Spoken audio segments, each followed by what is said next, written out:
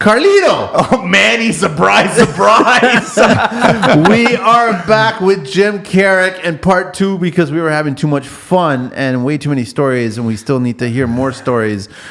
How do you want to? You know what? I want to ask you, Jim. I want to ask you. It's a long list, brother. Is there going to be a third and fourth parts of this? No. We eventually got to go home. What exactly is your job? Tell us what exactly is your job, because I'm sure you've had some clients ask you that, huh? What do you that's the craziest question, man. Like, what is it that you do as a general contractor? What is your, like, I mean, we've been told that we're babysitters, we're psychologists, we're therapists. Wow. We're marriage counselors, you know what I'm talking about? What exactly is your job, man? We're all of those. We're all of those. 100%. It doesn't change. No. Over the decades, It hasn't changed. I'd probably throw babysitter to the side, psychologist, for sure. For sure. Marriage counselor, for sure. Yeah, your guys can be really affected. Oh, yeah. Hey, renovations, probably number 3 on the list for divorce? Is that actually a fact? Divorce does? Yeah. And you can see it, and that's living through it. That's when the shit hits the fan. What is it? They just don't jive with each other? They won't, I've had those clients where they want to build 2 different kinds of homes on the same lot. One for her, one for him. What? Yeah, because she wants it one way and he wants it his way. You have such eccentric customers. No, I'm just saying they're just... There are those clashes, for sure, always when it gets the design stage. Living through a renovation is the killer. It's getting up with each other, going through the whole dust thing again. And then one will crack off and say, when's this going to be over? Well, you're the one that wanted this. I'm doing it for you. It's amazing the emotions that these clients will actually share in line of you, like right in front of you. And I'm just amazed sometimes how they just open up. It takes a while. Like, like the 3 months, 4 months. When the donuts stop. When the donuts stop, then you're a part of the family, man. That's it. Yeah, the guards come down. You're down. You're just there. Oh, I've witnessed fights and arguments where I've had to kind of pull them apart. But this brings me to my point where they don't teach you this in trade school, man. They don't teach you this when you want to get your license. They don't teach you when you apprentice. No. They don't teach any of this stuff, man. So you get these guys who want to work up the ladder, get to your position, become a GC. They don't teach you this, man. How are you supposed to get taught this stuff? You dive right in. You got to dive in. You got to learn. You got to dive in. I mean, remember even when I was doing the home shows and I had my list of 10 things, and I don't even know if I would get through most of them, but it would always end up stalling at the whole reality of what you're getting yourselves into and what to expect, and talking about what we're talking about. And they all look at you with glazed eyes going, no, really? Is this not? No, we got a strong... No, good. Test it. Because this is the way to test it if you really want to do it. Do a renovation together, live through it. And finish it. And finish it. And see who's finished, the job or your marriage, one or the other. In my experiences, I've seen relationships get right back to normal after the renovation. It's a lot of stress, man. It is. It's stressful. It's financial. Time, money, and emotion. It's basically the 3 of them do not mix. It's hard. So what are clients doing wrong? Just not listening. They're not listening to the professionals. Not listening. You put a schedule in front of them and say, here, I need this picked by this date so that I can finish your house on this date. And they just don't do that. They just don't do it. They get led down the garden path or the designer's path. And, you should do this, you should do that. But there's never a value put to that until it's all drawn up. And then it's handed over to the contractor and said, can you price this? We price it, and then we're the asshole because we give the number. And it's way more expensive than what they thought. Well, you present the reality check. Right. And that was kind of my beef on the show when I always say, oh, yeah, it's great. You go off and have a glass of wine with your designer and you're paying her $200 an hour to drink with her. We get nothing. We have to present the price to you, and then we get yelled at. So, It's so true. Once you tell the price. I've seen other guys go through horrible nightmares too with extras. It seems like if you get into a project and you don't get your customer, stay on focus on what you already figured out. Every change order, every extra, that at the end, that's even more expensive than the first renovation. right. So you need, if you're going to do any change orders and stuff like that, then you need to be paid up front. That's the way we do it. Every right single, away. the full amount of the change order, the full amount right Pay up it front. now, then I don't have to worry about it later. And then get back to the contract. Yep. Yeah. We did that on one of the shows when we did it way back, and he actually thanked me at the end. He goes, "Jim, thank you for making me pay these change orders right at the beginning, because then I can always know where I am on my budget, so I could adjust accordingly if I've gone over on things." Have you ever completed a project on time? Yep. Have you? I have yet to do that. I've always gone over because of changes, because of things. Not all the time. Yeah. But it's rare compared to the norm. Yeah. Well, we can't control city inspectors when they're going to show, when they're not, what they're going to like, what they're not going to like. There's lots of variables. There's lots of variables, Trades, right? trades we being look too at busy. it. We look at it now, like if let's just throw a number out. Let's say the building of the house is 1.4. I like these numbers already. Go on. So we feel that we will burn $100,000 a month. So it's 14 months. That's the schedule. That's how you guys work it. That's actually funny enough. You're way ahead of the game. That was my next question. Yeah. That's interesting. So you kind of break it that way, and the clients, how do they? It's a year anyway. You're going to build a house. It's a 12 minimum of months. a year. It's 12 a months. minimum of a year. Yeah. But do you get that when you present it to the clients? Do you get that that throat swallow? That just gulp? Just it's going to take that long? Sometimes. I mean, they're spending that kind of money. And then, you go, at this point, you're going through what the whole job's going to entail. And then they get it. They get it. I think as you and I, we had a conversation last week about the whole pandemic that's going on right now, how you're taking the initiative to contact clients and just give them a heads up. Yeah, so we sent out an email and just said, look, because a lot of our clients are in the financial business and financial world. That's how they get their money to pay for their build. So we just said, look, if there is going to be a problem, we can stop the job, wait till this goes by, and we would like to be paid up to what we've done. So far, nobody's answered the email. Send them a letter. But one of our clients did come in, and we asked her, he said, "Hey, did you get the email?" She goes, "Yeah." Well, what do you think? I'm going to stop? I have no choice. I have to finish. Well, you could have sent that in an email. But we had one job up north that stopped. Yeah. Shut it down. Shut it down, eh? Yeah. Here you go. Here's your check up to it. Let's just close the doors until. We figure out the world. Yeah.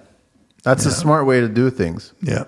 Were you left at par, both of you, at that point? Like, you're not losing any money. They're not losing any money. Yeah, that's great. it was. Yeah, I mean, it worked out right. How are you dealing with city inspectors right now? Not being at work, not. I mean, we're lucky right now. We have a few jobs that I don't need an inspector probably for about another 6 weeks to get a framing inspection. They won't do a framing inspection until heating's done, plumbing's done, electrical's done.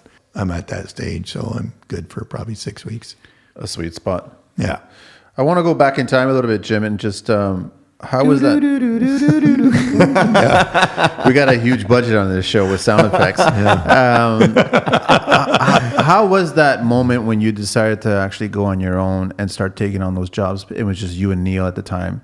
How was that feeling? Like, were you like gut wrenching, freaking out? Because I'm speaking to you. You're an older, you're a mentor. I respect the work that you've done. I feel that a lot of guys in their 20s are ready to make that step. And I get nervous when they tell me they're ready to make that step. I mean, I wish I did it when I was in my 20 years. Yeah? In my 20s. Because probably just dove in and not even worry. But Not a care. By the time I did it, like I said, I had already been married or got married, bought a house, got a mortgage, and had a kid. And That's then a quit lot. my job. That's a lot. Then went right into a recession. So you learn real quick. You start swimming, right? You got to adapt. Yeah. And you know what? I'm glad. I'm glad that's the way it happened. It just made me, you know what? When you're an entrepreneur, you risk. You kind of, it's just a thing, right? I mean, I don't. Well, it's interesting you say that because you came from a union background. With a union background, you don't have to look for customers. You don't have to chase money. Work is always there. You don't Well, have to. not always. The thing that pissed me off about the union, back in the 80s, we go on strike for 50 cents an hour. They've already offered us 25 cents. So I said, guys, let's just take the 25 cents. We're never going to make, if we're out for 3-4 months, we will never get this money back. But I was young, and all the other older guys wanted it in their pension. So they would go on strike. So that's when I started to do all this shit on the side with Fish Joy. By the way, the oil was fresh every day. Every day. That's why you get in there at 7 a.m. By the way, one time his daughter worked there. I did not know her at all. I knew Uncle Billy from a couple other people from years before, and he was like, come to Fish Joy, come to Fish Joy. I had ordered 2 large fries. I wasn't going to finish the second one. His daughter forced me to eat, and she said there is no food going to go to waste in this store. I had to eat. I was like, oh, I'll never come back there. That's hilarious. I want to ask you, Jim, about trade schools. Are they doing a good job these days? Have they gotten better? Have they gotten Last worse? time I'd been, I finished mine in 78. Yeah, went to George Brown. I've had a few kids reach out to me from George Brown, funny enough. They wanted to be on my site. I was actually surprised on how little they knew. Yeah, we after hired a couple 3-4 guys. years, how little they knew. And I've tried to get back into the school. We're still trying to actually do a podcast with one of the schools. We want to get in there and just get the kids to ask us all the questions, and just we'll answer them as The best real we can. questions. The real questions, because I was like, I'm still surprised that they're hammer nailing everything. They're not using pneumatics, and they're getting people to dismantle everything to reuse the lumber. And Well, because there's no funding, right? there's no funding, and I get that. But the thing is, on a real job site, how many carpenters, framers? Wait look a at- second. I want you to take that back, because I'll tell you, if you're working in forming, you're going to be swinging a hammer more than you ever there's imagined. there's no pneumatic in True, forming. And- true yeah, enough. But and- but in framing though, Well, form making. Guys are still using some guys are faster than guys with nail guns. It's true. it's true. Yeah, the I'll old give you guys, that. yeah. I'll give you that. I'll give you that. But going back to what you're saying, like, are they teaching them? I got to remember now. There's how many high schools are there that have a shop anymore? they None. one isn't there like I Central Tech? went to Western Tech. We called it the factory. There was almost 3,000 kids. That was a tough school, by the way. A really tough school. It's a great school. It's the toughest school in Toronto. No. Yeah, I remember that school's stories and rumors from guys I knew. You went to a tough school. It's a good school. And we had every shop you could think of. We had auto, carpentry, sheet metal, electrical, electronics, welding. Everything. Everything was there. And we had to pick in grade 10 what we wanted to major in. And you know how I got into sheet metal? How's that? So my brother, who's 6 years older than me, big influence, bikes, everything that I'm into is because of him. So he goes, I want to be a sheet metal worker. I said, all right, that's cool. And I'm 6 years younger, right? I said, yeah, okay, man, I want to be one too, man. Then he got old enough to get a motorcycle. So he was 16, I was 10. Oh, this is great. No, it's great. He was a tough bastard. So he went to Western. And in grade 10 or 11, not sure which it was, the gym teacher was forcing this kid to do something that he couldn't do because he was not in great shape. And he kept bugging him. And then finally my brother just, to the teacher, leave him alone. Teacher goes, well, whatever. I don't know what was in there, obviously, for the comment. But the rest of it was that My brother grabbed him by the neck, shoved him up against the wall. And that was the end of his high school career. The good old days when you were allowed to do that, man. Yeah, the good old days. So anyway, so he had to leave, and then he went and worked for not Stelco, Federal Nut and Bolt, and then he ended up in Oshawa and working at GM. So I followed his footsteps completely. Bikes, cars, sheet metal, the whole thing. Women? No, I had better taste.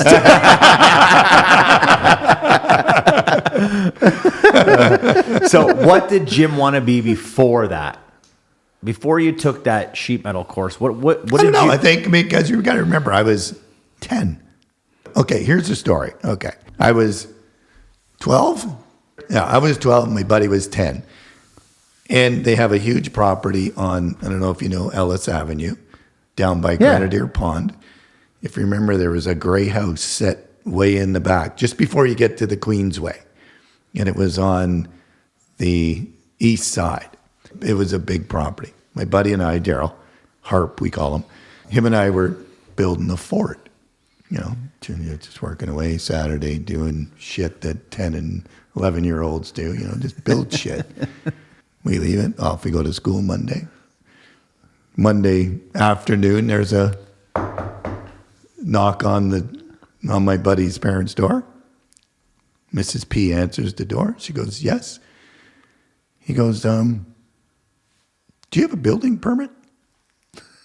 And she goes, what are you talking about? Building permit for what? He goes, well, there's a foundation looks like there's being built over there off to the side of your house. You need a building permit for this, right? She goes, I don't know what you're talking about.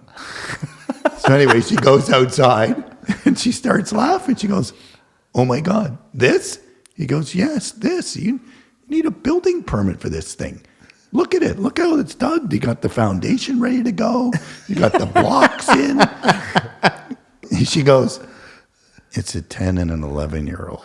He goes, no way. He goes, yes, it's my son and his buddy. So there you go. Wicked. My first building infraction. Was that on the list that when you I was about to ask that.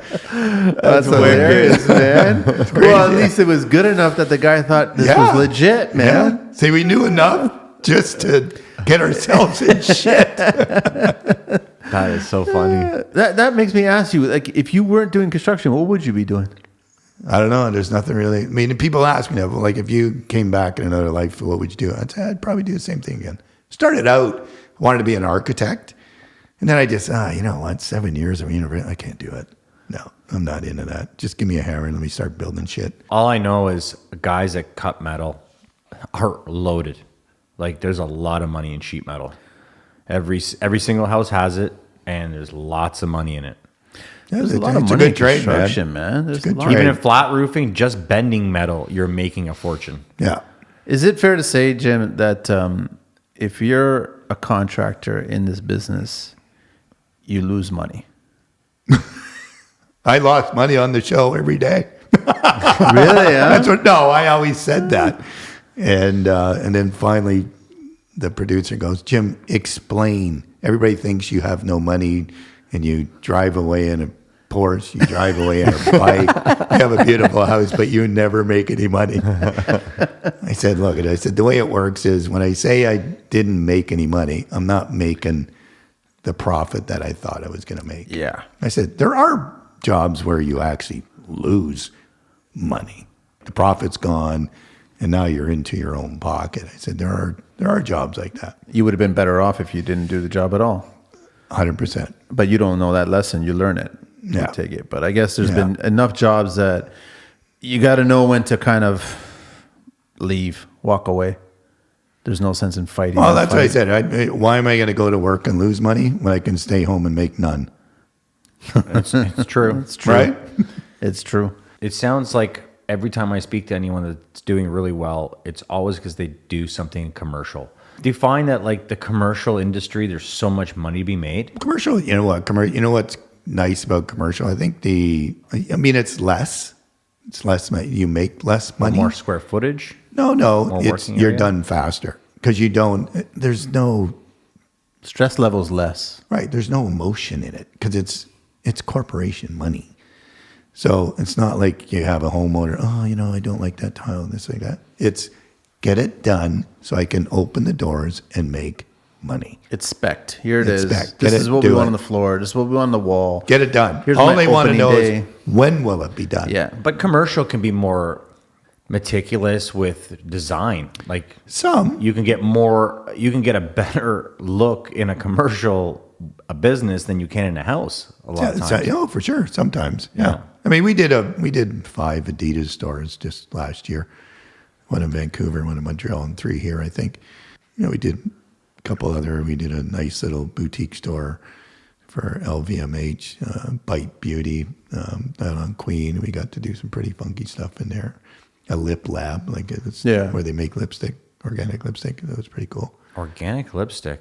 Yeah, they make it right in front of you. You drink champagne while they're making it for No you. way. Yeah, That's wicked. Custom made. yeah. Organic. It's called Bite, and it's on Queen by somewhere around Shaw, I think.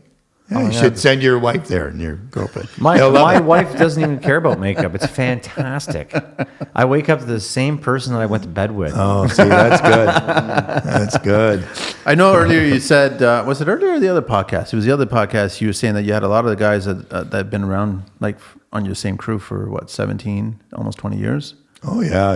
Like Vito's probably 25.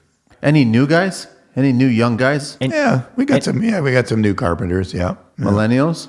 Yep. I'm just trying to get to the point. I'm not going to dog them. I know everybody gets upset. No, these guys. You know what? For the age of them, they're really good. I want to know, because we were told recently a story about that same crane op, funny enough, how 70-year-old old school Italian guy, is getting work done at his daughter's house, and he watches the young guy arrive on site wearing a certain kind of outfit with a certain kind of swagger, and he's already dismissed this guy.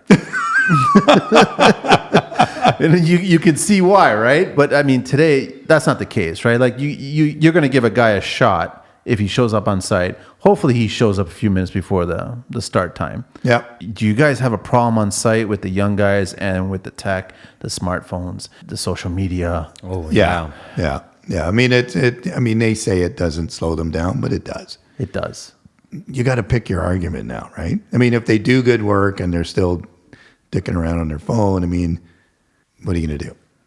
And you know what? They've given you a price. So if they're a sub trade, It's their dime. it's their dime. As long as they're finishing within that budget or that scheduled time. That time. Yeah, exactly. But if they're an employee and they're hourly, it's your dime. It's my dime, right? Yeah. And that hurts. But see, more. I mean, again, like, I don't know if I said this earlier, that all my guys are over 50. The youngest guy is Dan, is my partner. He's the youngest out of our crew. You looked at me. So there's 20 years between Dan and I. Okay. So Dan's 44. Got it. Darren, Rick and Al are 53. Darren's 54, going to be 55. Ian's 58. Our stonemasons are 59. But have you had 50. the younger guys kind of apply? And Yeah, wanna be you know on? what? Okay, we have one guy with us now. We just started with us. He's In his 20s? yeah. Okay. Now, good. are these employees Yep. or trades Employees. subbing? So you do have guys, I guess, doing all the We do our important finishing, things. right? Any house, we will do our own finishing. Wow. So that's where we can control the quality. Is that where of the finishing. that's where all the problems were for you? I don't know.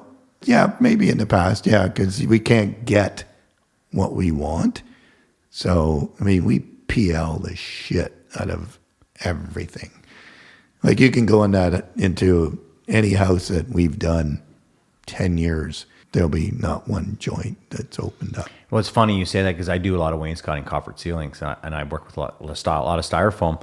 I already was checking out the workmanship in here. I'm looking at everything, and at first, from far, I saw some lines in your wainscot, but then I realized that you guys had make micro beveled them. Right. And I was gonna like, cry. that's brilliant. He Yeah. got away from that. Like usually I biscuit joint them and glue them, and I got my own way. But I was like, you know what? He just took away half the headaches, the Right. filling, the flushing. As I'm walking around here, I'm picking at your stuff and like I'm like, Making notes. I'm going, okay, what's he up to? Yeah. No, I mean, we found that, right? I mean, you learn as you go along. But it's consistent and it makes sense. Yeah, because it's going to open sooner or later, right? Because vertical and horizontal surfaces breathe. Well, I don't know if you know, but in Canada, it's hot and cold weather. How crazy are your clients getting with the digital age? Like, are they getting all this tech savvy drama and everything of voice course. activated? Oh, for sure. They Yeah, all yeah. want that stuff. They all want the stuff, and then to give them the price, then It's expensive. Then it gets downplayed quite a bit. Future proof it. Run the wires for me for now. Rough it in. That's all it is, right? Yeah. Okay. There's so much stuff. I mean, I had a house done, my last house, and I had it, not everything, but let's say half of everything. I still didn't use 10% of it. I don't know. That's because you're on your bike, you're never home. Yeah. That'd be nice. I do have something controversial.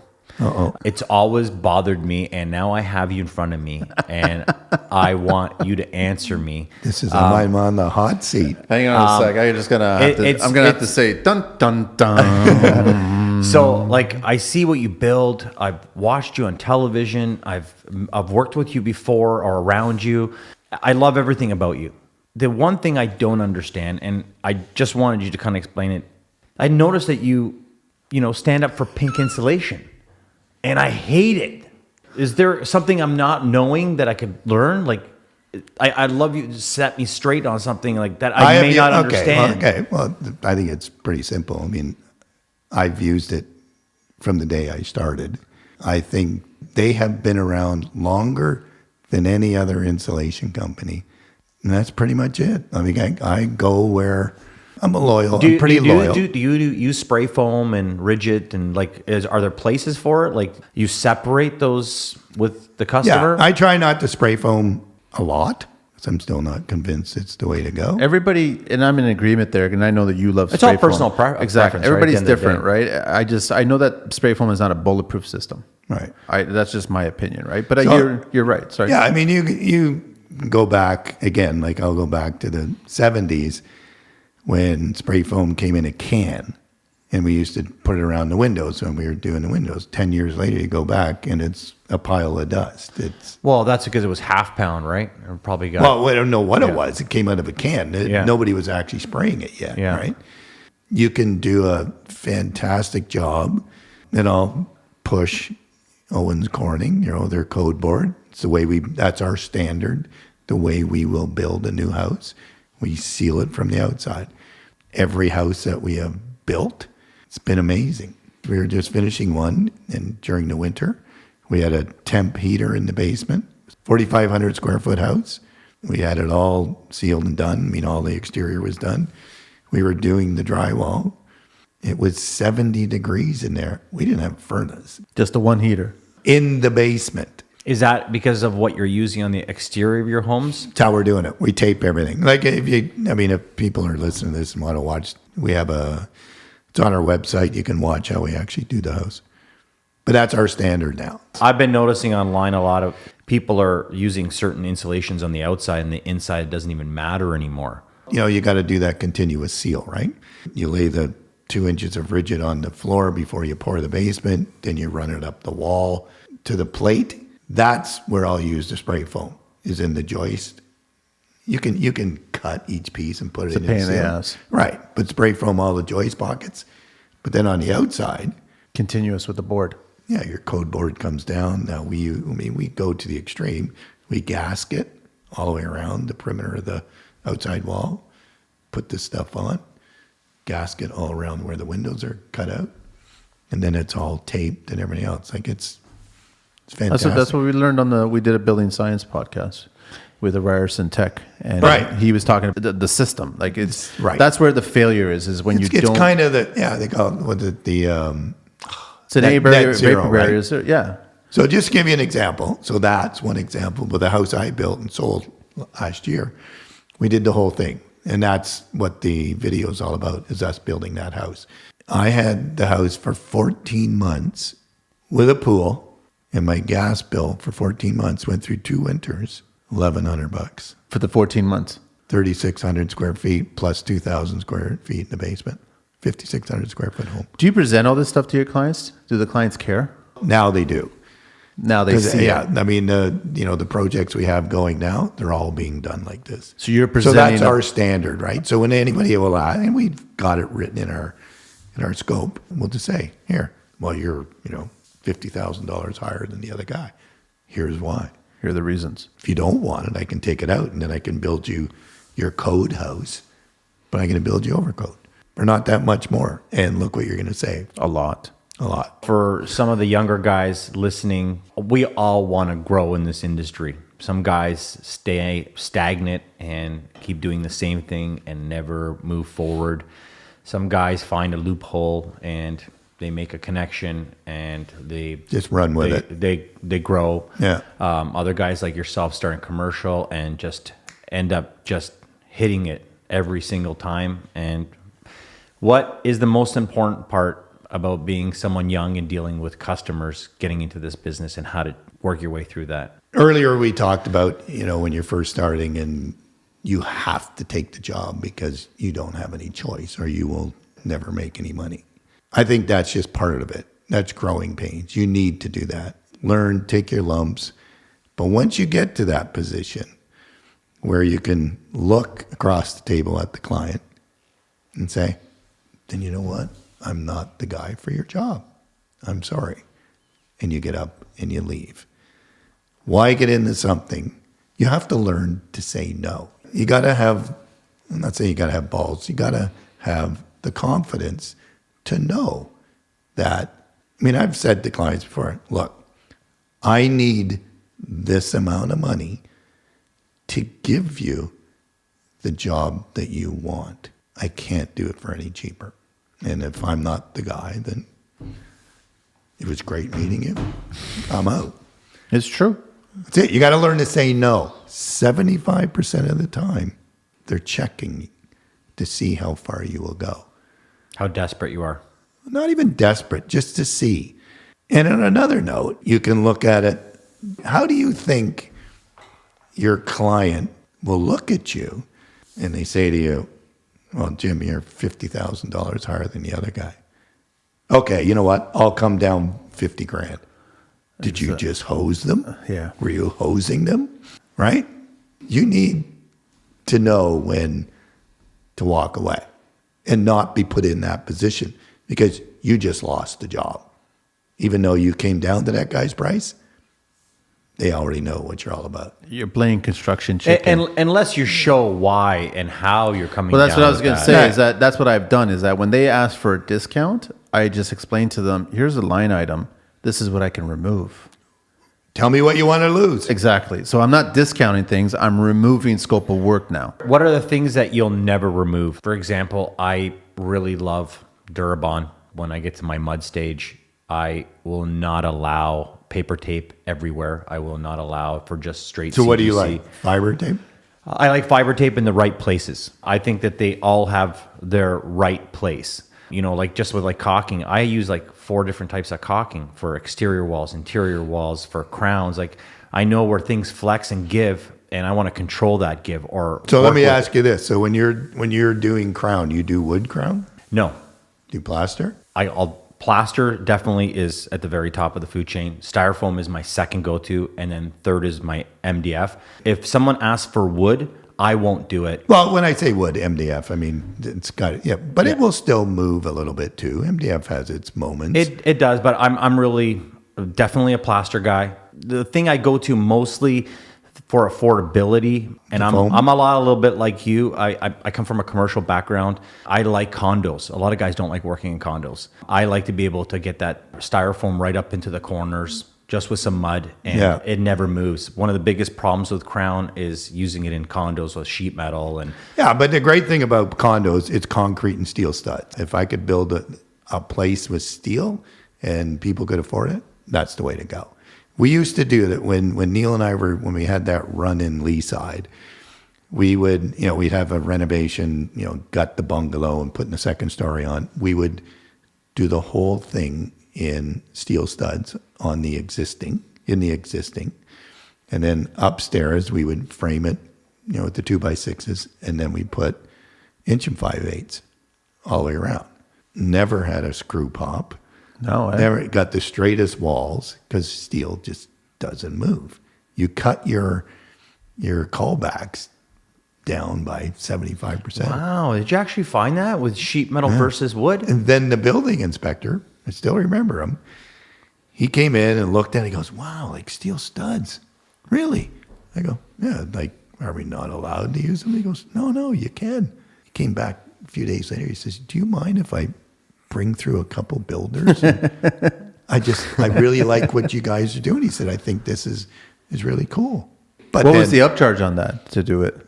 Yeah, back then it wasn't crazy much. No. Well, sheet metal's so fast and right. But remember, I didn't use it as a structural element, No. right? But if you're going to build a steel house, obviously you got to go to a heavier gauge and everything else, so it would cost you that much more, right? What kind of crown are you using? We do plaster and everything. Because it doesn't move. Doesn't move. Yeah. well, it's also just buying the materials $55 a linear foot. It's not that expensive. Well, you probably get great deals because you've built up a business, but someone coming off the street into a plaster shop, they're going to gouge people. Brother, I'm telling you, it's so cheap. What do you think? It's not that expensive. I met a guy recently. It used to be. It's not anymore. Well, the times that I have used plaster, I've had to match other plasters, and because they don't have the form for that, and they have to remake it, that's why it's always cost me that. So this much. guy, our guy, will be on an average, depending, and that's a pretty big crown, right? Outside in the hallway. That's a good 7 or so. Oh No, yeah, 5, 6, yeah. It's good size. That's $10 for the material, not install. installed. That's installed. I met guys like that before. That's why it doesn't make any sense to do wood or MDF anymore. So the only time I use MDF is when I'm doing a reclaimed kitchen, Right. And I'm trying to tie it in. I'm trying to be affordable. Typically, Oh, trust me, when you're doing a feature wall, like MDF is like, I love MDF. yeah. Yeah, I mean it's brilliant. But when you're doing when you're doing your crowns, it's more, but it's not that much more. Yeah. You're building. But then you got to factor in the callback. But people are also afraid of plaster. Why? I think that a lot of people don't realize that it doesn't move, it doesn't crack, No. it doesn't shift. And if it does crack, it's so easy to fix it, right? It just yeah, with a caulking. right. That's it. One of the things I learned, my very first house that I ever worked on was a house in Bloor West Village. And when I was dismantling part of the house to tie in the new section, I just paid attention to what was being used material-wise and how they laid it out. And I started taking notes, mental notes. They weren't using MDF at the crown, and they were using plaster and stuff. So I kept on building that way. I kept on thinking. That's old school. Old school way of mentality. But it also shows a level of class in your business. Like when you hear plaster, you're talking about a serious customer. You're talking about a serious contractor. It's not an everyday. I mean that's on our list. Plaster, X amount of Do you dollars. use styrofoam crown? No. Okay. Outside, I we've noticed used that, and people hate when I come to their house because I don't really say anything right away. But the minute their wives say, "So what do you think?" and I go, "Oh, you want to hear what I think?" and people are like, "Don't ever bring him back again." I noticed you have no cracks in any of your work in here, and it's a commercial space. So I'm assuming that the insulation isn't even probably an R50 in here, unless you did it afterwards. I don't see any. Nothing. I don't see any flexing. Is this all plaster? This isn't mine. It's MDF. It's impressive because I'm not seeing any. That's all MDF. Like that. The ceiling's MDF. The crown in there because we can do it in one. So right now, piece. Jim's pointing at things that nobody can see. Nobody can see, right? Yeah. Exactly. But that's why I said in the first part of the podcast, when you were on the phone, we didn't even hear a word you said because we were going through everything. No, but if you do get a chance, well, you guys are online on the website, right? So at Caruk We did a Hall- little walkthrough on there you go. So now you get an And idea of it also like your detail to your trim shows me what kind of builder you are. I can look at a contractor, and if I see them come into I always tell people, if you're looking to find out what kind of contractor you have, make sure that you look at his tools. Like As much as we make fun, he likes Bosch, I like Hilti, you know, you like Milwaukee. They're all really great companies, like across the board. Yeah. But when you see Ryobi on a contractor, there's trouble. So what I'm leading to is when I look at someone's wainscot, their crown molding, and how it's flexing, that shows me the detail. I've been even looking at because I've been plastering for so long. Like, I don't see a butt joint, a factory joint, or a nail pop out in your commercial space, which is impressive. Okay, so that's a union drywall company. And that's amazing. Like, that really is. So And I don't know if they've they been did doing that for you, or it's a particular group I of mean, guys. if you look hard, you can see. But No, you know, it's done well. These guys have. I think it's the 15 characters years. that you have. Like, I do know commercial guys that are commercial tapers, but they do different things. Trust me, like we ask for a specific crew. We've been given crews that we don't like, right? So I mean, he's got like 100. Why don't you like them? What do they do that they get on the do not like list? You can see every joint. The work. Nobody gives a You shit. can see the right? bad work. I know there's forgiveness in commercial spaces. You have no forgiveness here. Like, No. But you got to remember, this is a commercial space. I'm trying to find things that I can representing find about custom you. building. And I'm like, I haven't found anything yet. That's why I had to pick at you on the pink. It's just a personal preference thing, right? For me, I'm looking. I'm trying to find something. You know, sure there's the only some thing I can shit. say is your female bathroom with the green. That's it. I didn't pick that. This is all. Listen, in the all 80s, me, man. that green was hot in the 80s, man. yeah, I okay, didn't pure know. hot. I'm just joking. I had to do that. I don't have to sit in that bathroom. What are some of the things that you will not change in your builds? We won't chintz on the finishing at all. Nothing. That's why you love trim so much. Yeah, I mean, if you're going to do it well. Yeah. Because that's what shows. That's what gives you the wow, right? That's what you can trim a place too much, then it looks a little gaudy, right? Yeah, it looks like a trim showroom. Right. Here's kind of weird, like from one end to the other spectrum of the talking. What would you be looking for right now if you were looking for guys to hire coming out of school or out of someone young? What would you be looking for? All I want for somebody that And are you looking? we're always Just in looking. case someone's listening. We're always looking. Come with the attitude, willing to work, willing to listen, and willing to learn. If you're not up for it, and you're going to get criticized a lot, and you got to have a thick skin. Yeah, you definitely do in construction for sure. You can do. Are the new guys getting paid a fair rate? Yep. Are they getting lowballed? Or I know I joked with you off the mic how the millennials, the 25-year-olds, are expecting $25 an hour, $26 an hour. Are they getting a fair rate, you think, for the service that they provide? Yeah. I mean, we're not far off of that for somebody starting. Plus, you got to prove yourself too. And Right. I respect a lot of guys will like, listen, I'll come and work for you for the day. You decide what you want to pay me. Yeah, but see, that's not enough though. That's not enough? We got this young kid who just came to us, and he's about a second year apprentice carpenter. You really find out what these guys are made of is you give him the shit jobs. Yeah. I said, look, I told him up front, I said, look, dude, sorry, man. You're going to be doing the shittiest jobs for the next 2 or 3 months. Unfortunately, that's all we got. But then I'll put you in with the boys. I could put him in with the boys right away. Let's just see if you can handle this. I go to a job and pick up shit, take it, sweep it. If the owner can do it, you can do it. And every one of our other guys, of our finished carpenters, will pick up shit and put it where, let me see what you're made of. Let me see if you will stoop this low and learn that the site has to be clean and that you're willing to do the shit jobs. If I'm still willing to do the shit jobs, then you better be. I love seeing trades arrive on site and every single one of them has their own broom, dustpan. It's part of the routine. Or they've taken someone else's. No, they have their initials on it. If they stole it and then scratch off those initials and put new initials on, that's a different story. Yeah, you know But what? I mean, we have two electrical crews. They're both young. One is messier than the other. The one that's not messy, like he actually, when they're doing stuff, they clean up right after. You know, they cut a hole, do this, drop. You don't, the thing I hate the most is when they cut those little pieces of copper off the wires and they just leave them on the floor. Oh. I laid into this kid 2 days ago in a finished house, and he was putting all the receptacles in. He was just shit everywhere, right? He's about a third-year apprentice.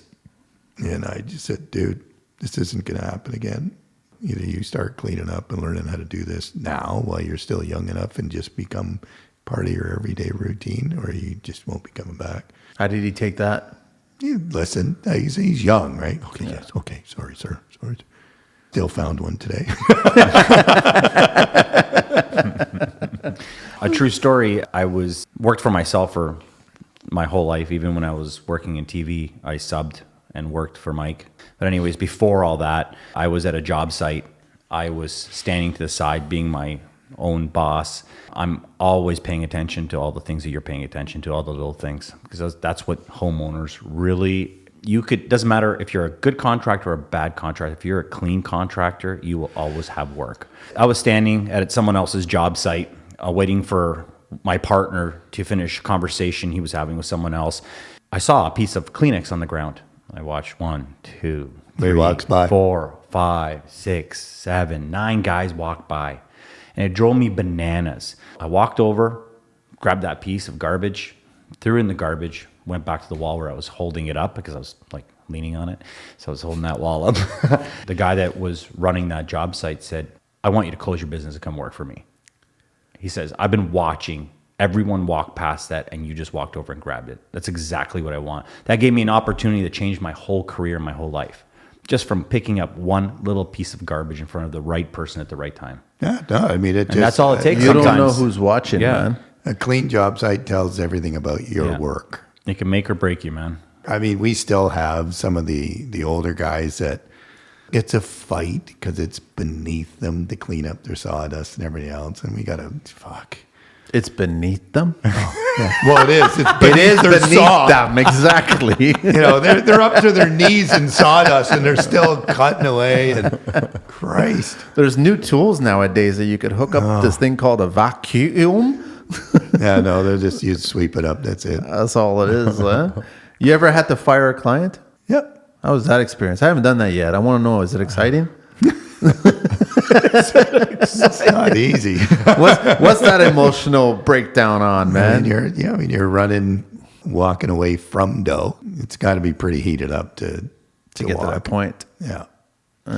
What's been your favorite project, most proud moment? What, like a house or A something? house or a commercial space, something that you built or a project that you built? Or was there something that really stuck out?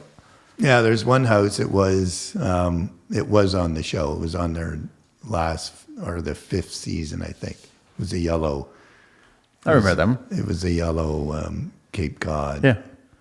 Yeah. I had the portico. Yeah. Yeah, I remember that. Yeah.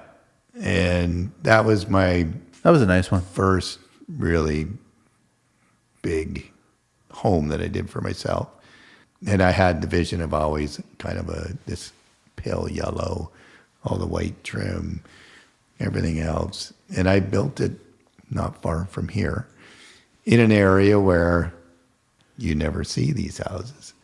When I started to build it, one Italian builder came and pulled up and he goes, "Hey, what are you building here?" I said, "What are you talking about?" He goes, No, you can't build that kind of house here. I said, "Why not?" He says, "It's got to be stucco. It's got to be stone." I said, "Dude," I said, "that's the problem with you Italians. Stucco and stone. It runs through your veins, man. You got to get out of that shit." He goes, "It's never going to sell. It's it's not right. You're doing a wrong thing." Okay, fuck, whatever, right? Just kept going. I'm just making a list here of all the backgrounds that you've offended on this podcast. Jesus Christ. Yeah, but it's equal. It's equal, right? It's all balanced. And of course it's sold, and it's sold very well, right? So then a builder pulls up after I pretty much got it done. I see him in my driveway, pull up. Great guy. He's actually, competition in the area, but I always looked at him as, hey, great competition, great guy. You do a fantastic job. You're a good builder. He goes, Jim, this is beautiful. He goes, he says, I'm building a place for myself in Niagara-on-the-Lake. He goes, I would really like to do something like this. So I told him who I used and everything else for the drawings and all that. And, to me, that was like a pat on my back and say, but then I did turn around later when I did sell it. It wasn't even up for sale. It was just a knock on the door, and somebody popped in and goes, I'm from Connecticut and I was raised in a house like this. Actually, they were driving by and the real estate agent was with them, and I happen to know the agent, and they're driving by the house, and their client said, that's a beautiful house. Too bad it wasn't for sale. She goes, it's Caruk's house. It's probably for sale. Well, and you know what? This is a great point. So I ended up selling it, and again, held my price. I said, she goes, what do you want for it? I said, 1.5. So he came back, back and forth, back and forth, back and forth. And she goes, okay, we'll do the deal. I said, great. Come on over. So they come over with 1 point. Come on over. They come over with 1.450. I go, we're 50 grand short. She goes, yeah, well, you'll still sell it. I go, no. Sorry. Wow. Right to the bitter end, huh? 3 months went by. You didn't give in? No. So I said to my agent, I said, put the word out that I'm putting it up for sale for 1.7. Oh, yes. In your office. I don't even know if it was a day. Okay, here's your check. 1.5. That's amazing. Highest number on the street. I love it. Not to boast, but I will. Every house that I have built in this area has set the bar. Nice. Everyone. Wow. And the first one that you were talking about, in the first season, I think, that was the one I told you about before. Yeah. That it was back and forth, back and forth, back and forth. And finally I just said, you know what? I'm asking $1 million for the house. You pissed me off so much, it's now 1.1. And I love it. And I got it. And you should. Wow. You know what I mean? Because they know the workmanship that's there. Yeah. When you're building your own homes, do you get personal with them? Yeah, and that's what, a lot of the agents will come through. And I mean, I've just dealt with one agent and his family for forever, but we're very well known, and that's what the agents say. Well, look, if you're going to go to Caruk's house, there's nothing cheap in the place.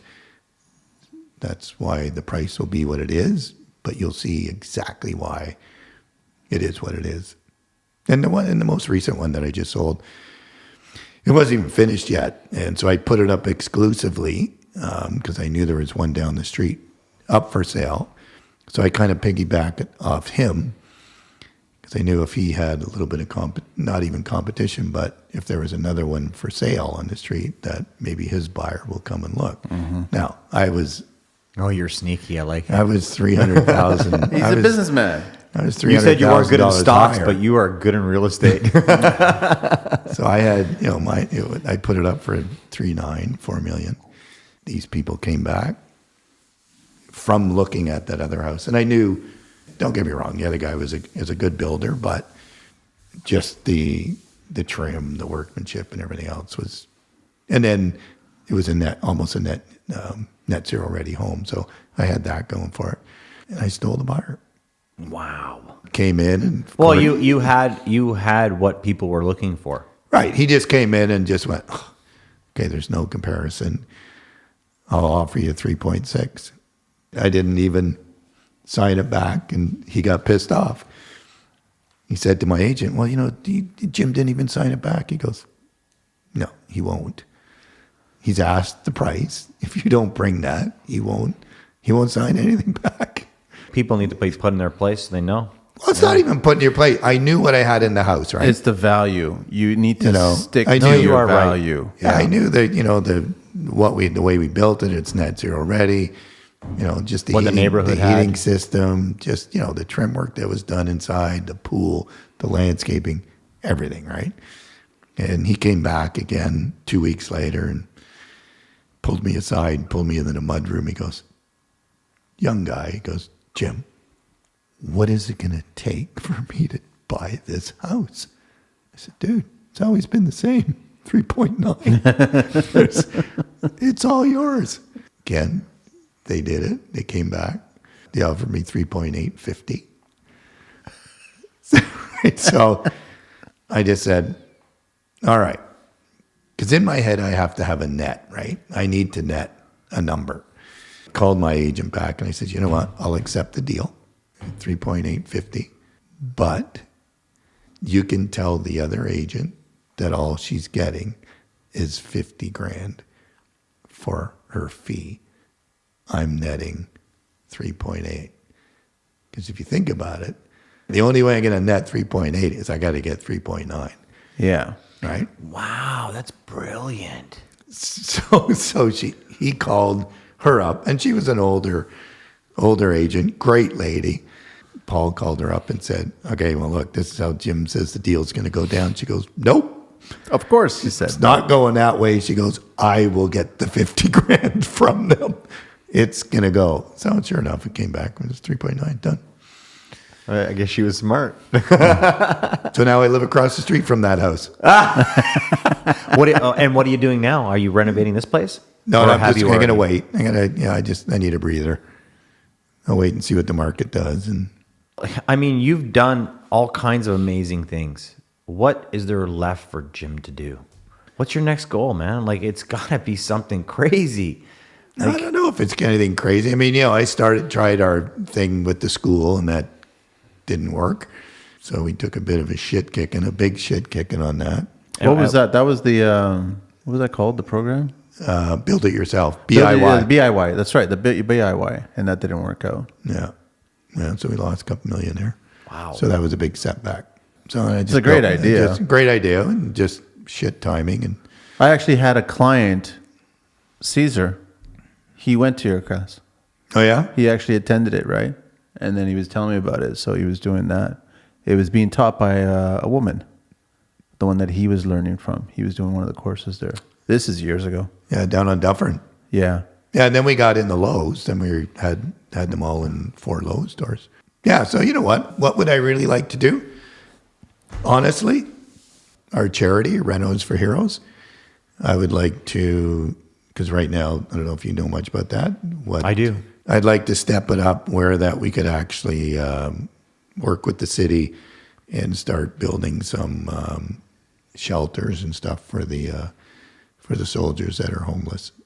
That would be What's that website? renosforheroes.org. .org. Because you guys just had the event, eh? Just had the big gala, yeah. Luckily, we just had it. Luckily, just before I all the know.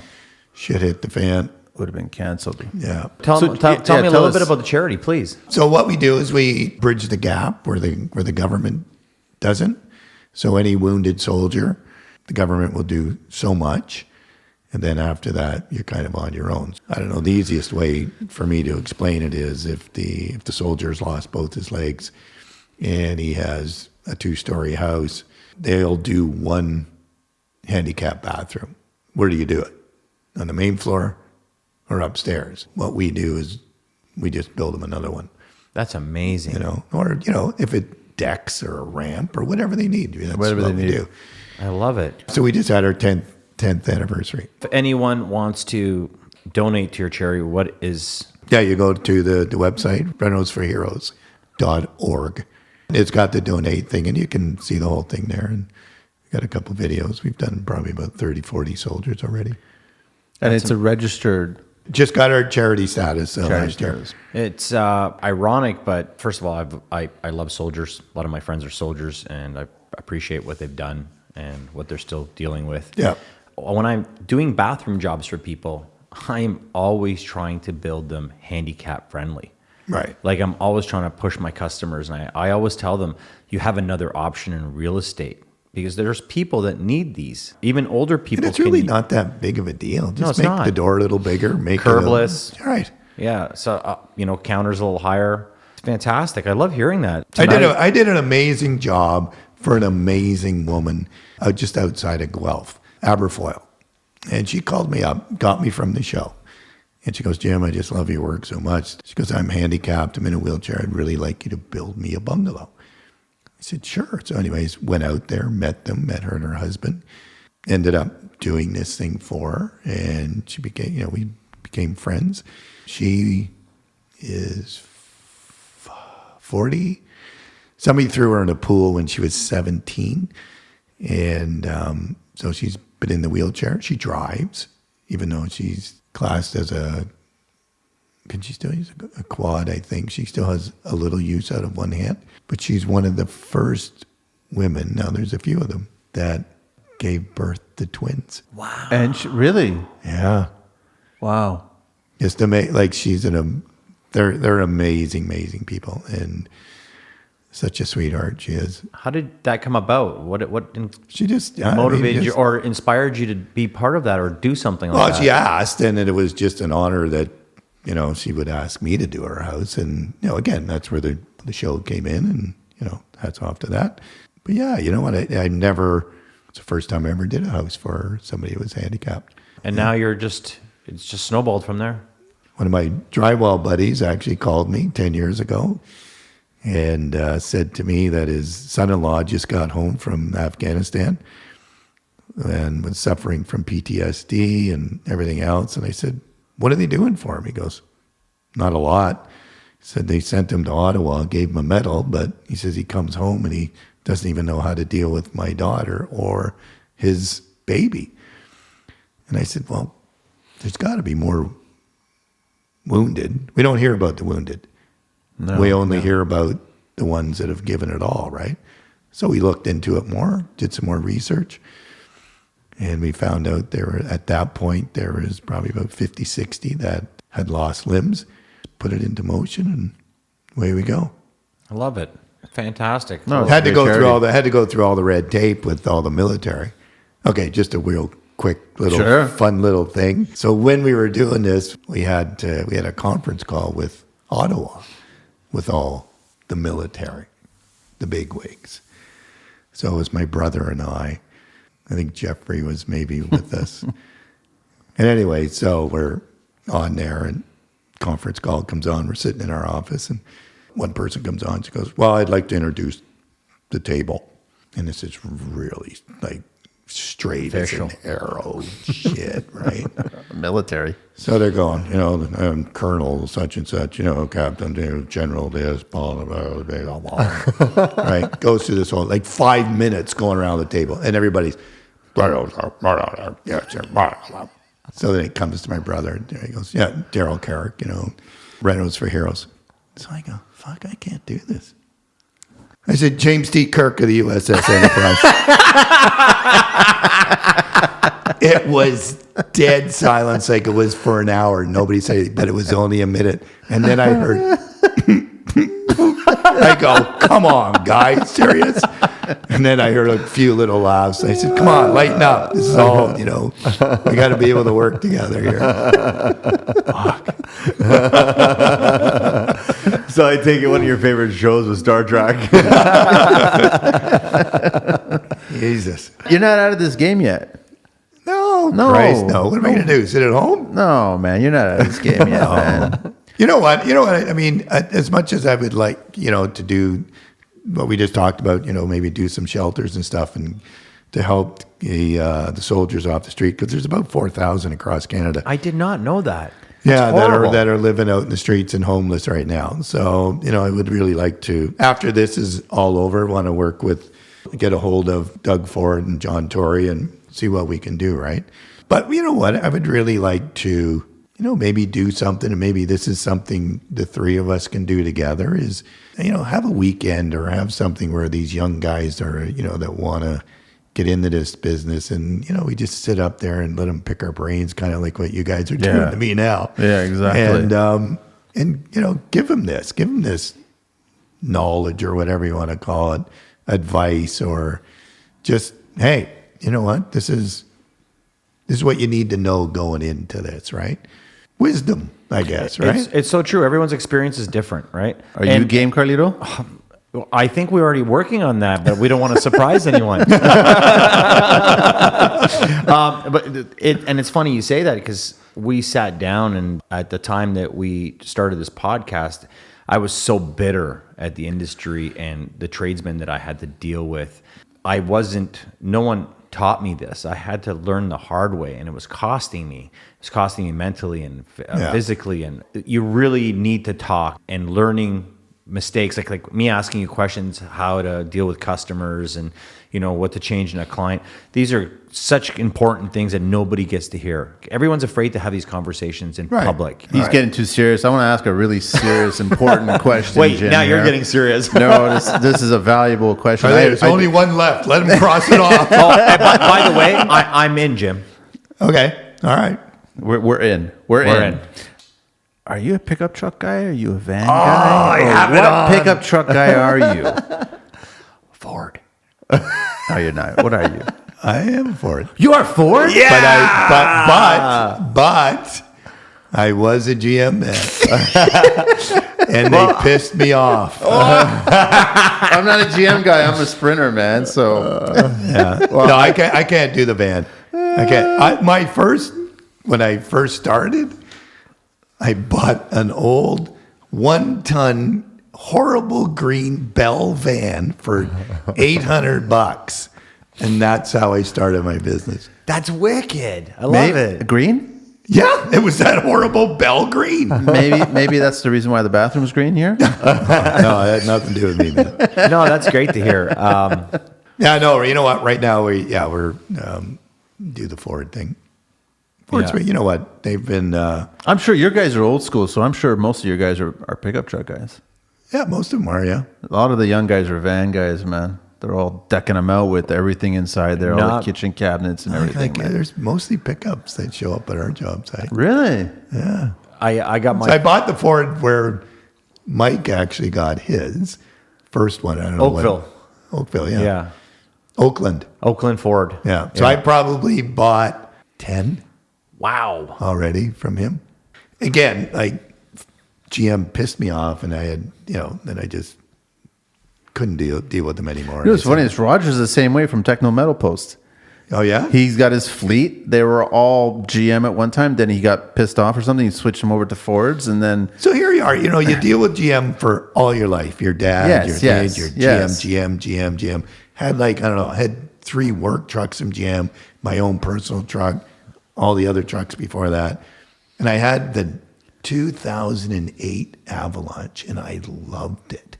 It was that, I love that window in the back. I know. That was cool. And it was a smart idea for a vehicle. The lease was coming up, and it was way over on the mileage because we were doing the show, and I was doing the cottage at the time. So I just boom, boom, boom, boom, boom. So I said, I want to keep this. So the lease was coming up, and I didn't want to end up paying the huge penalty for all the mileage, right? So I said, just let me buy it out. And they said, here's the buyout is whatever, $27,000. I go, okay, $27,000. Okay, let's talk about this a little bit. The book value is 21. So why don't I give you, let's just meet halfway. Why don't I give you more than halfway? I'll give you 25. No, got to have 27. I said, if I don't take this and I pay the penalty, I said, you're going to turn around and put it on wholesale and probably sell it for 19. Just get rid of it. And I said, then you're going to have one pissed off customer who will never come back. He goes, oh, well. I said, so that's how you feel? He goes, well, he says, you're threatening me. I said, no, I'm not threatening you. I'm just, yeah, I am threatening you. And I never went back. Since then. But he called up a year later. He says, hey, Jim, are you looking for a truck? I said, no, fuck you, Bal. I'm into a Ford. And you know how I got the Ford? Driving along, the QE, He said, at midnight, so I'm going to go and have a look at it because I like to look at cars when there's no salesman around, right? They're all on the front lawn, right, on Trafalgar. And I go to this white Limited, and okay, I'll just grab the door. Thing's open. So I get in. Okay, this is great. This is awesome. Midnight, figure. Okay, great. Close the door, driveway. Call him up next morning. I said, can I speak to your general manager, please? So I get this guy, Lou, on the phone, and he just happened, so I said, hey, Lou, it's Jim Caruk. And he goes, hey, yeah, you're that guy, right? I go, yeah, I'm that guy. Oh, my God. Right? I know where this is going. So I said to him, I said, look, Lou, I said, if I were you, I would want to know what's happened out on your front lawn. He goes, what's that? I said, I came and looked at your white truck, the Limited. He goes, nice truck, eh? I said, yeah, it's beautiful inside too. He goes, what do you mean inside? I go, I was in it. He goes, you were in it? What time did you come here? I said, I don't know, just after midnight. I said, that's why I'm calling you. I said, so whoever is in charge of locking your cars, you Made should the say sale. so. He goes, come on in, man. And then he told me, oh yeah, I just sold Mike a Mustang or something. Yeah. I don't know, something. The right? Boss. Yeah, Is it the Boss? Yeah, the 302 Boss, yeah. So I bought everything from him. So he calls me like every year and a half. Okay, Jim, here, let me put you into a new one. It's going to cost you nothing to get out of this one. So it's been great. It's customer service. It's fantastic service. Actually, I get my truck service there too. Do you? I got a 450 and they have a commercial division. So Who'd you buy from? I bought it privately. Unfortunately, I'm not at the high level yet where I can just buy things out cash. Well, no, you lease them, man. That's why it don't cost you. I don't baby. believe in leasing. This truck has already made its money and still making me money. See, so. with the lease for us, that he'll call me up and say, okay, what's the mileage? This. Great. Bring it in. Put you in the new one. I'm in agreement. It costs you nothing. I go into a new car, a new vehicle that's 2 years newer for maybe $50 more. Yeah, my problem is I can't, like you with houses, I can't just have a normal vehicle and not touch it. Always do stupid things to it, like stereo systems or change it. So I always personalize my vehicle because I spend so much time in it. I mean, I do too. And then I don't want to lose it. I do the wheels. Then I just pull the wheels off and I put them on a new one. I like that. Yeah. No, I can't drive a stock anything. What do you prefer your guys using at work? A van or pickup truck? What is more realistic? Pickup. 'Cause Really? we have our own Trailers. pickup here that we use for the boys. If they want it, they can come get it. Nice. But most of the stuff we try to get it delivered and everything, right? Can I ask you some questions on some of the materials you use? Sure. What's your go-to for paint? Standard Benjamin Moore. That's what I'll say, but painters usually come up with something different. Okay. They all have their picks, right? Drywall, you like Certainteen or a CGC? To me, that doesn't matter. Doesn't matter at all. No. As long as it looks good when it's up. I'm liking these. Keep on fire them out, man. What typically do you use for your roofing? Going more to steel. Really? Yeah, because there's the steel shingle look now. So Vic West has that. There's one that's called, there's a Summerside, and then there's one with the granular on it, which is Granite Ridge, which we use a fair bit. You ever get clients complaining about heavy rainfall and tinging sound? It doesn't happen. No. No, I've heard it with some steel. Some. I know. Some. But that just tells me that you don't have any insulation in your attic, That's true too.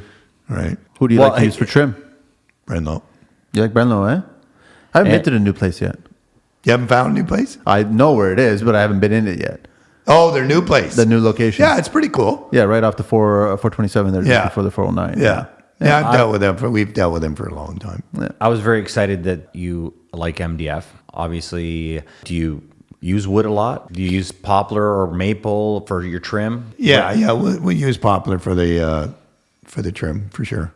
For the casings, window casing stuff. MDF, you just stick to like wainscoting and so on. I mean, if we're making old style, like the old style trim where it's just two legs and then you put your pediment across the top, then we'll just do it out of MDF. Door heights, do you have a preference that you like? Go All depends taller? on ceiling height.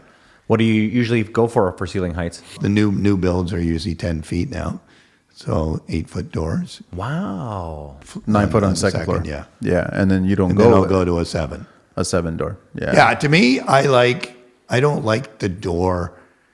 Like there's some jobs that we had to use a 9-foot door in a 10-foot ceiling. It's too tight to the crown. Yeah, then you bring your crown, then you put your casing, and then you Yeah. end up with maybe 2 inches of wall paint. too tight. It looks like somebody's made a mistake. To me, What do you think about pocket doors? good in certain cases. Where do you like to use them?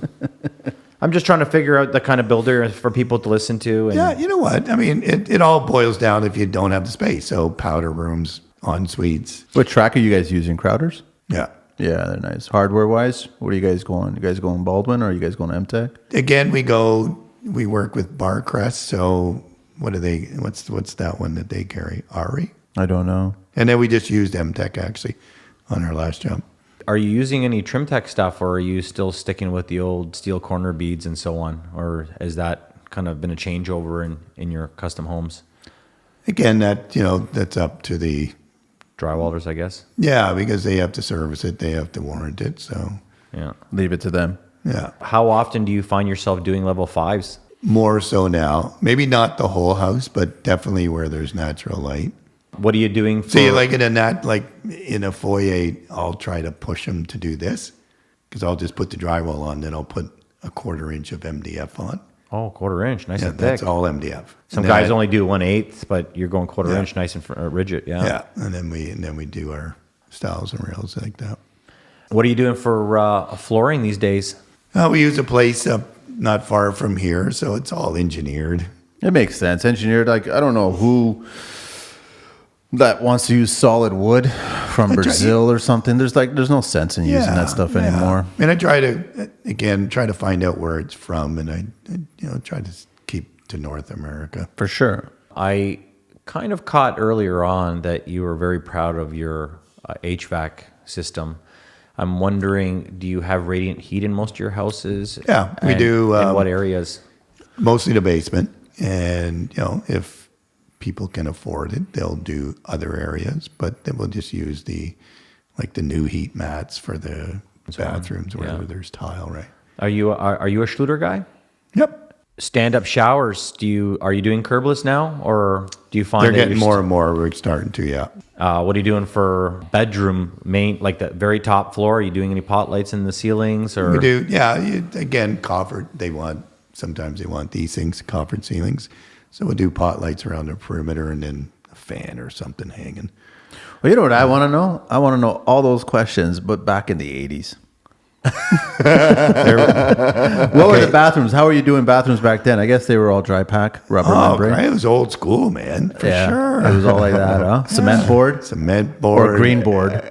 No, never used green Cement board. Yeah, I still get in trouble from Manny that I still like doing dry pack. most today's guys day wanna and do age? dry pack, right? Really? Yes.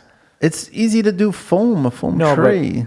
Well, you know what? I'll be honest. Okay, when we used the Schluter system, it's never big enough, so we dry pack the Yeah, edges. yeah, you totally gotta do it. I take what I need out of it, Yes. and then I dry pack the rest. It's called custom. That's what it's called. Yeah, I never used their curbs. They're way too big. I threw them out. I'm like, guys, nobody needs a curve anymore, man. These aren't bathtubs. These Just are give showers. me the pan. That's all I want. That's all it is. What are you doing for HVAC? Lennox. Lennox? Yeah, And it's all forced air always? yeah, mostly. You get a lot of clients asking for on demand, or are they still going on hot water tanks? No, some mask. But a lot of Kohler products, like especially bathtubs, man, they specifically say in the warranty that you got to use a tank on demand, right? So you got to use a tank instead. It says it in. I took the time to actually read it. It's got to use what, a hot water tank? They're saying you should use a hot water tank with this bathtub to fill it up instead of an on demand. Because the on demand can't keep up. Can't keep up. I've said that to clients before, back when these things first came out. I said, these things can only do whatever, 2-3 gallons a minute, Yes. warm it up. Yes. But then you got this badass rain shower head that pumps out 5 gallons a minute. Like, You need So a tank. true. it doesn't work. I love going to all the trade shows and going to every single manufacturer and asking them, tell me an instant system that does not have that issue. Right. And none of them can. No. They always tell you, well, you could set up a tank, Okay, all right. So you want me to set up a tank with your Insta? See, I learned the hard way. I had 2 girls that were 45-minute showers. Exactly. And I'd get, when They were shower living at till home. it runs out. And then I'd go to shower and freeze to death. and that was with a 60 gallon. Yeah. So now we don't even ask. It's like my HVAC guy knows that 75. That's it. Or you get into the commercial then where you get the 120 or 140. You can. But we like the Combi Core, right? So we can use the 75 with the radiant too, right? So just talking about the HVAC system, we do a little different when we do the forced air. What do you guys do? We run the two mains, a return and a supply, up into the attic, and it will supply the second floor. And then the ductwork in the basement will do the basement And the main floor. and the main floor. So there's no bulkheads. Interesting. But it won't work unless you have it all set up with motorized dampers. So it's a 2-zone Zoning. system Yeah. with one furnace.